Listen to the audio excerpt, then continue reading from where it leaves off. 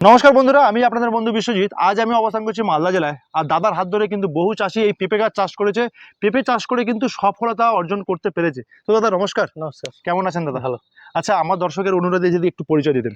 আমার নাম হচ্ছে অনুপ দেবনাথ, গ্রাম হচ্ছে পুন্ডরি, থানা হরিরামপুর, জেলা দক্ষিণ দিনাজপুর। দাদা, আপনার হাত ধরে তো প্রচুর জায়গায় পেঁপে গাছ চাষ হচ্ছে, কিন্তু কেন মানুষ এত পেঁপে গাছ চাষ হচ্ছে কেন? শুনেন, পেঁপে চাষটা লোকে বিভিন্ন জায়গা থেকে চারা নিয়ে সফল হতে পারেনি, যার জন্য আমার এখান থেকে যতজন নিয়ে করছে এবার সফলতার কারণে সবাই চাষ করছে। এই চাষটা ভুলে গেছিল। আমি এটা ঘুরিয়ে দেখাতে বলবো। এই দেখুন, সে পুরো টোটালটা কিন্তু টোটাল এরিয়াটা কিন্তু পেঁপে গাছ চারিদিকে পেঁপে গাছ চাষ করে কিন্তু এই কৃষকও কিন্তু সফলতার অর্জন দেখবে বলে এই চাষ করেছে। তো কতদিন হয়েছে চাষ করেছে?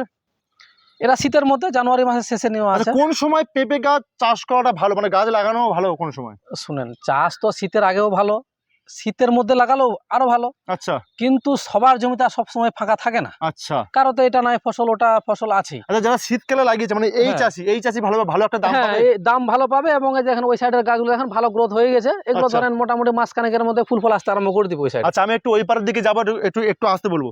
কি পরিমাণ শুধু গ্রোথ হয়েছে সেটাও কিন্তু দেখাই। এই দেখো, এই গাছগুলো মোটামুটি দাদা আর কতদিনের মধ্যে ফুল আসবে? বৃষ্টি হলে মোটামুটি হাইয়েস্ট 25 দিন, 20-25 দিনের মধ্যে ফুল চলে আসবে। বৃষ্টি হলে এবারে বোঝাই যাচ্ছে এত ছোট ছোট গাছে কিন্তু ভালো, যেহেতু গ্রোথ হয়েছে তার জন্য 20-25 দিনের মধ্যে ফুল চলে আসবে। আর এইগুলো হচ্ছে হাইব্রিড একটা প্রজাতি। এখানে মোটামুটি 3 প্রজাতির থেকে 4 প্রজাতির চারা লাগানো আছে। টপ লেডি আছে। দাদা কি কি চারা রয়েছে দাদা এখানে? Top lady, baby, Vietnam king.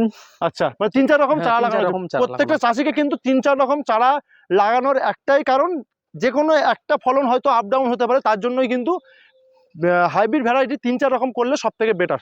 তো দাদা নমস্কার। দাদা নমস্কার।